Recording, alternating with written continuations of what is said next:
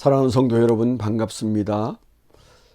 6월 14일 수요일 특세 33일 차를 함께 하면서 오늘도 우리에게 만남을 주신 하나님께 찬송과 영광을 올려드립니다. 오늘 말씀은 어제는 마태복음 6장 33절이었는데요. 오늘은 바로 그 다음 절인 6장 34절을 함께 하면서 말씀의 제목은 오늘을 산다, 그런 제목으로 함께 은혜를 나누겠습니다. 33절부터 읽겠습니다. 그런즉 너희는 먼저 그의 나라와 그의 의를 구하라. 그리하면 이 모든 것을 너희에게 더하시리라.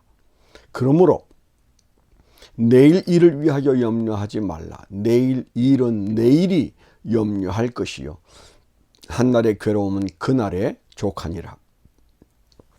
그러므로 내일 일을 위하여 염려하지 말라. 내일 일은 내일 염려할 것이요 한날의 괴로움은 그날의 족하니라. 아멘. 이 부활의 아침에 예수님께서 제자들을 찾아가셔서 고기 잡는 업으로 순식간에 전락해버린 제자들의 가치관을 치료하시는 그 놀라운 말씀이 오늘 우리의 가치관을 치료하시는 시간이 되기를 소망합니다. 예수님은 베드로를 향하여 예수님의 일을 맡기겠다고 말씀하시므로 베드로의 혼미했던 자아를 깨우셨습니다. 할 수 없다고 포기해버린 베드로를 예수님처럼 살 수 있다고 격려하시고 계시지 않습니까? 그 격려가 결코 헛되지 않음을 보여주시기 위하여 찾아오셨고 기적을 경험하게 하시고 몸과 마음을 녹이시고 먹이셨습니다. 그리고 사랑으로 모든 허물을 덮으시고 그 고귀한 사역을 위임하신 것입니다. 일순간에 베드로는 자존감을 회복하고 예수님처럼 살기로 결심합니다.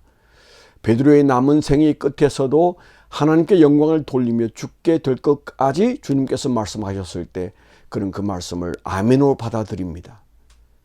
그리고 주님 하신 말씀이 나를 따르라라고 마지막으로 말씀하셨죠. 그것이 요한복음의 마지막 부분에 나오지 않습니까? 그는 완벽하게 예수 제자의 자존감과 하나님의 아들 된 자존감을 회복했습니다. 그리고 그는 위대하게 살다가 순교했습니다.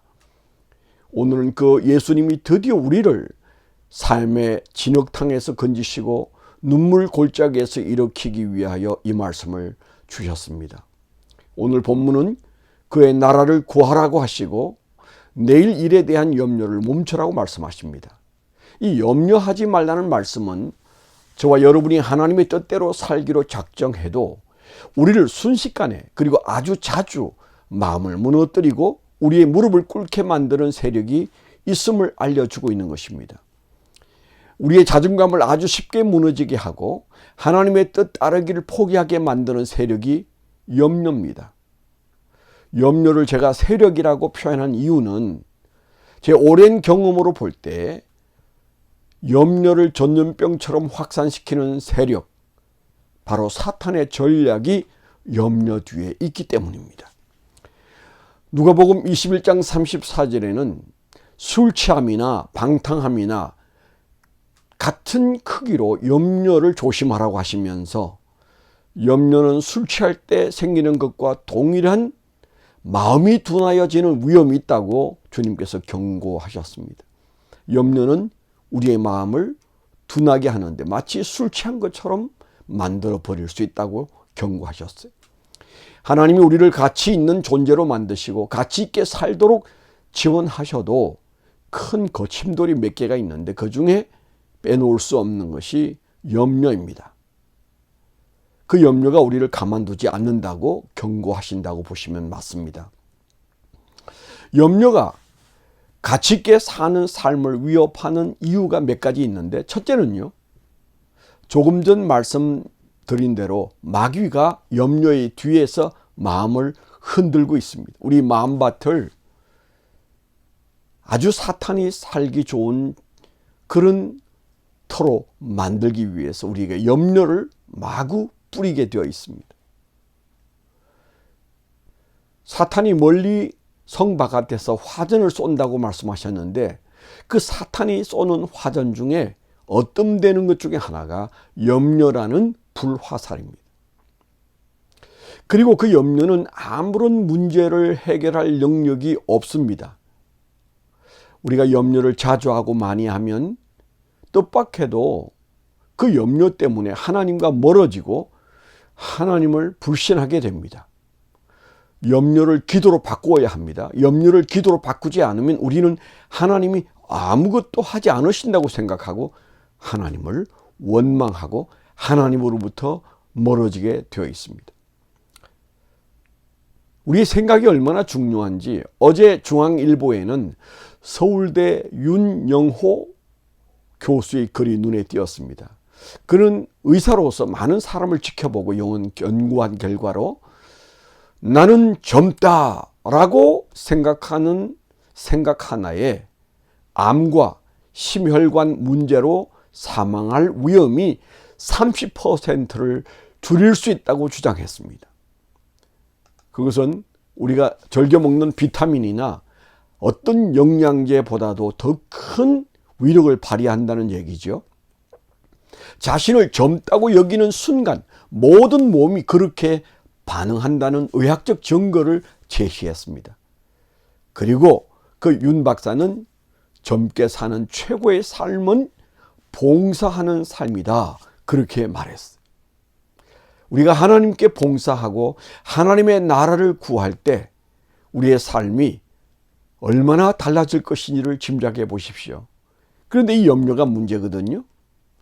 우리가 염려를 선택하는 순간 삶의 30%의 에너지는 사라지고 마음은 천근 무게로 짓눌려서 우리 안에 눌려있던 많은 질병들이 스물스물 일어나게 되어 있습니다. 아름다운 교회도 염려거리가 등장하고 그 염려와 불평이 마음속에 자리 잡으니까 사탄이 스물스물 일어나서 사람들의 마음속에 역사하는 것을 저는 보았습니다. 몸을 지탱하기 어려운 사람이 어떻게 거룩한 일을 도모할 수 있겠습니까? 염려는 우리를 맥 빠지게 하고 기도를 멈추게 하고 하나님을 점점 불신하게 됩니다. 또 한 가지 염려 문제는 염려를 처리해야 할 이유가 한 가지 더 있는데 오늘 말씀에 있는 것처럼 염려는 우리를 괴롭게 합니다. 고통스럽게 합니다. 괴로움을 이길 장사가 없습니다. 손가락 끝에 가시 하나만 박혀도 그것을 뽑기까지 아무 일도 아무 생각도 하지 못할 것입니다. 염려는 우리를 그렇게 괴롭힙니다. 그러므로 내일 일을 위하여 염려하지 말라. 내일 일은 내일이 염려할 것이요 한날의 괴로움은 그날로 족하니라. 그렇게 말씀하셨죠. 그 나라와 그 의를 구해야 되는 하나님의 자녀 예수 그리스도의 제자 예수의 신부인 우리가 그 나라를 구하고 그 의를 구하는 데 있어서 가장 큰 방해거리가 바로 이 염려라고 하는 것입니다. 그 염려는 우리에게 괴로움을 몰고 오게 되어 있습니다. 내일 생길지도 모르는 일까지 미리 우리를 괴롭게 하는 원흉이 바로 염려란 말이죠. 그러면 염려로 인한 괴로움을 해결하기 위해서 하나님의 자녀된 우리가 예수님의 신부된 우리가 그 가치로서 어떻게 행동해야 할까요? 우리의 가치를 살리기 위해서 그 나라와 그 의를 구하는 멋있는 가치적 존재로 살기 위해서 행동 지침을 기억하셔야 되는데 세 가지를 말씀드리겠습니다. 행동 지침 1. 마음에 새기십시오. 먼저는 그의 나라와 그의 의를 구하십시오. 그의 나라와 그의 의를 구하십시오. 우리가 진정 관심 가지고 목말라 하고 다가가서 몰입해야 할 것은 하나님의 나라입니다. 당신을 하나님의 나라의 장관점 된다고 생각해 보십시오. 온통 하나님의 뜻을 찾고 이루는데 생각이 가득할 것입니다. 사소한 것에 목숨을 걸지 않을 것입니다. 아들 예수까지 주신 하나님이 나를 그 나라 장관 자리인들 아까워하시겠습니까? 저는 저와 여러분들의 위치가 대수롭지 않은 그런 존재가 아니라고 생각합니다. 그러므로 가치 있는 존재는 반드시 가치 있는 일을 해야 공허가 사라집니다. 바울 사도는 로마서에서 세 가지가 우리 안에 질서정연하게 갖추어져야 사람은 평안하고 힘이 난다고 말했어요. 세 가지가 무엇입니까? 그것은 첫째, 내가 누구이며, 두 번째, 내가 누구에게 소속하였으며, 세 번째, 지금 내가 누구의 일을 하고 있는가, 내가 누구고, 내가 누구에게 소속되었고, 그리고 내가 누구의 일을 하고 있는가. 이 세 가지 성공적인 삶을 살게 하는 하나님의 자녀된 거룩한 위대함의 질서가 우리 안에 있으면 우리의 삶은 보다 더 평안하고 넉넉하게 된다고 말했어요. 그러니까 행동지침 첫째는 하나님의 나라와 하나님의 의를 구해야 합니다. 행동지침 2, 오늘을 살라입니다. 오늘을 살라. 그리스도인들은 내일을 살지 않습니다. 오늘을 살아야 합니다. 오늘에 몰입해야 합니다. 공부도 몰입하는 사람과 생각이 흩어져 있는 사람의 결과물이 얼마나 다른지 우리가 많이 경험해 보지 않았겠습니까? 오늘을 살아야 합니다. 오늘을 위대하게 살아내야 합니다. 잠자리에 들 때 오늘은 하나님의 자녀답게 내가 살았구나. 그럴 때 단잠을 잘 수가 있는 것이죠. 제가 과거에 말씀드렸던 책, 스탠포드 대학의 짐 콜린스가 쓴 책인데 Good to Great이라는 책이 있습니다. 한국말로 번역된 책으로는 좋은 기업을 넘어 위대한 기업으로 그렇게 번역이 되기도 했습니다. 제가 이 책을 한번 보여드리겠습니다. 바로 이 책이 Good to Great. 아주 경영학자로서 재미있는 글을 썼는데요. 책의 요지는 기업으로 볼 때 좋은 기업은 많아도 오래가지 못하는 이유를 찾아보니까 그 기업들이 추구하는 것이 그저 좋은 정도면 만족한다는 것입니다. 오랫동안 성공적으로 성장하는 기업의 특징은 좋은 정도가 아니고 위대한 기업이 되려고 노력하는 회사는 자자손손이 대를 이어서 오래 살아남는다는 얘기를 하고 있습니다. 이 말에 빗대어서 우리의 사고가 가치 있는 존재로서 가치 있는 것을 붙들고 오늘을 살면 여러분 내일은 염려할 바가 없습니다. 우리는 자자손손이 행복한 가정을 꾸려갈 것입니다. 제가 지난 주일 말씀을 드렸죠. 연세대 총장으로 계셨던 박대선 목사님. 그는 연세대 총장이었고 그리고 목회자였는데 그분이 제가 군대에 있을 때 교회 이제 입당 예배를 드리는 날 설교를 하시면서 5대에 걸쳐서 예수를 믿는 본인의 가정은 단 한 번도 가정 예배를 버린 적이 없다. 그렇게 얘기하면서 가정 예배만 온전히 드려도 하나님이 우리를 이렇게 축복하신다. 그렇게 간증한 일이 있습니다. 그 가정 예배를 가족이 둘러앉아서 드린다는 것은 하루의 일과를 시작할 때 혹은 하루의 일과를 마칠 때 그 삶의 가장 위대한 순간들을 매일 가졌다는 얘기죠. 그 짐 콜린스의 Good to Great 책에 쓴 아주 흥미로운 예가 하나 나타납니다. 베트남 전쟁에 나갔던 스톡데일 장군이 그 베트남 전쟁에 투입되자마자 그는 포로가 되어서 8년 동안 붙잡혀 있었습니다. 안팎으로 그는 웃음거리가 된 장군이었습니다. 삼성 장군이 가자마자 감옥에서 그 수용소에서 8년을 살았으니까요. 근데 그가 8년 만에 풀려나서 미국에 돌아왔을 때 미국은 그를 대대적으로 환영하고 그리고 2개의 훈장을 받았습니다. 그리고 스탠포드 대학에서는 그를 초치해서 연구실을 제공하고 그는 죽기 전에 부통령 후보까지 되기도 했습니다. 왜 미국이 그토록 그를 대단하게 여겼는가 하면 그가 수용소에 가서 제일 높은 사람이 되었는데 제일 먼저 자살할 줄 알았던 사람이 아침마다 연병장을 뛰기 시작했습니다.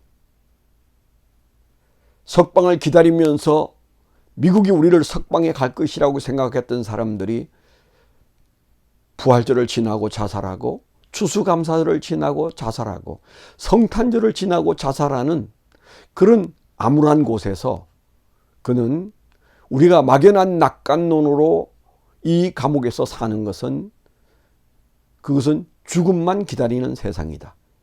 우리는 낙관적 현실주의자가 되어야 된다. 하나님의 때에 우리를 석방하시기까지 우리는 오늘을 살아야 한다. 오늘을 더 열심히 우리가 할 수 있는 일이 연병장을 뛰는 것이라면 연병장을 달려야 된다. 나와 함께 연병장을 달리자고 그가 병사들에게 설득하고 얼마의 시간이 지난 후부터는 수많은 군사들이 마치 포로가 아닌 전투에 나가는 군인들처럼 구령을 외치면서 그 운동장을 뛰고 또 뛰었다는 것입니다. 자살하는 사람이 점점 줄고 그들이 석방되었을 때는 건강한 모습으로 가정의 품에 안겼기 때문에 그를 우대한 것입니다. 1965년에 포로가 되고 1973년에 석방되기까지 그는 그렇게 살았습니다. 왜 그 책에 그 사람의 얘기가 쓰여 있겠습니까? 어떤 생각을 가지고 사는가, 염려를 쫓아내는 진정한 방법이 무엇인가, 위대한 일을 생각하는 것이죠. 위대한 일을 하는 것이죠. 언제요? 내일을 걱정하면서 오늘 사는 것이 아니라 오늘 하루를 멋있게 위대하게 살려고 애쓰는 것입니다. 또 한 가지 우리가 기억해야 할 아주 중요한 말씀이 있는데 그것은 다른 게 아니고 우리가 내일 일은 내일에게 맡기라는 것입니다. 34절의 뒷부분에 보면 예수님은 묘한 표현을 쓰셨습니다. 내일 일은 내일이 염려할 것이요 한날의 괴로움은 그날의 족하니라 그렇게 말씀하셨어요. 무슨 뜻일까요? 개역 번역에서는 내일 일은 내일 염려할 것이요 이렇게 막연한 번역을 했는데 개역 개정과 새 번역에서는 그러므로 내일 일을 걱정하지 말아라. 내일 걱정은 내일이 맡아서 할 것이다. 한날의 괴로움은 그날로 족하다. 그렇게 말했어요. 나름대로 제가 해석을 한다면 내일 일은 내일이 염려할 것이니까 너는 남의 염려를 미리 가져와서 자신을 괴롭히지 말라. 그런 말씀이라고 생각합니다. 내일 일은 남의 일입니다. 무슨 말일까요? 내일 일을 주어로 사용했지만 사실은 내일 일이란 가주어입니다. 내일의 주관자이신 하나님이 진주어입니다. 우리 역시 진주어인 하나님 앞에서 가주어로 살면서 우리가 모든 하나님의 짐까지 짊어진다는 것은 말이 되지 않죠. 우리가 잠자는 사이도 하나님은 일하십니다. 저 거대한 해를 밤사이에 동편 산 위에 옮겨 놓으시는 하나님을 생각해 보세요. 시편 121편 3절에도 주께서는 내가 헛발을 디디지 않게 지켜주신다. 너를 지키시느라 졸지도 않으신다. 이스라엘을 지키시는 이는 졸지도 아니하시고 주무시지도 아니하시리로다. 그렇게 말씀하셨습니다. 너를 지키시기 위하여 졸지 않으신다. 그렇게 말씀하셨어요. 오래전 제가 20대 후반의 어느 날 삶이 몹시 분주하고 고달픈 때 마음을 흔드는 글을 읽은 적이 있습니다. 아주 얇은 책이었지만은 삶의 지혜는 결코 얇지 않았습니다. 한 크리스찬 직장인이 매일 쌓이는 업무의 스트레스로 퇴근을 하면 TV만 보게 되고 아이들이 놀아달라고 해도 귀찮고 아내가 말을 걸어도 대꾸하지 않았습니다. 점점 그 가정도 삭막해져서 가족들도 자신도 퇴근했지만 쉼이 없어 아침에는 더 힘겹게 출근을 했는데 하나님께 이 문제를 가지고 진지하게 기도하는 중에 하나님이 지혜를 주셨다는군요. 오늘은 집에 들어갈 때 집 앞 울타리에 그 염려 가방을 걸어놓고 들어가렴. 신기해하면서 퇴근해서 집 앞에 있는 울타리에 마음의 무거운 가방을 걸어두고 내일 아침에 다시 만나자 작별하고 집으로 들어가면서 아빠 왔다 큰 소리로 자신의 퇴근을 알렸더니 온 가족이 기쁘게 쫓아 나와서 반겨주고 아이들과 반갑게 놀고 식탁에서는 모처럼 웃음꽃이 피고 아내의 얼굴에도 웃음꽃이 피었다고 합니다. 더 놀라운 일은 아침에 대문에 걸어둔 염려의 짐을 다시 챙겼는데 놀랍게도 그 무게가 반으로 줄어 있었답니다. 까짓것 걷더니 오늘은 이 문제를 해결할 수 있다는 마음이 생겼다는군요. 그에게서 염려를 그렇게 떼어내듯이 우리 역시 염려와 이별을 할 시간이 되었습니다. 크리스찬은 오늘을 사는 사람들입니다. 오늘에 몰입하여 그 오늘 하나님의 나라와 하나님의 뜻을 붙잡고 이루어가면 내일의 염려는 내일의 주인이신 하나님께서 해결하실 것입니다. 오늘은 하나님의 자녀답게 사십시다. 염려 가득한 얼굴은 빛나는 얼굴의 하나님 자녀답지 않습니다. 나는 젊다가 30%를 달라지게 한다면 나는 예수의 군대다.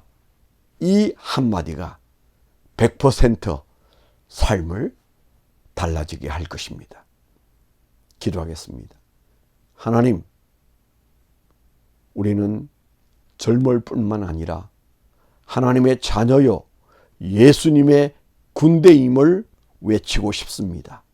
오늘은 오늘에 몰입하여 오늘 주신 모든 위대한 일들을 감당해내는 승리로 내일의 염려를 하나님이 해결하고 치료하시는 모습을 보게 하여 주옵소서. 예수 그리스도의 이름으로 감사하며 기도드렸습니다.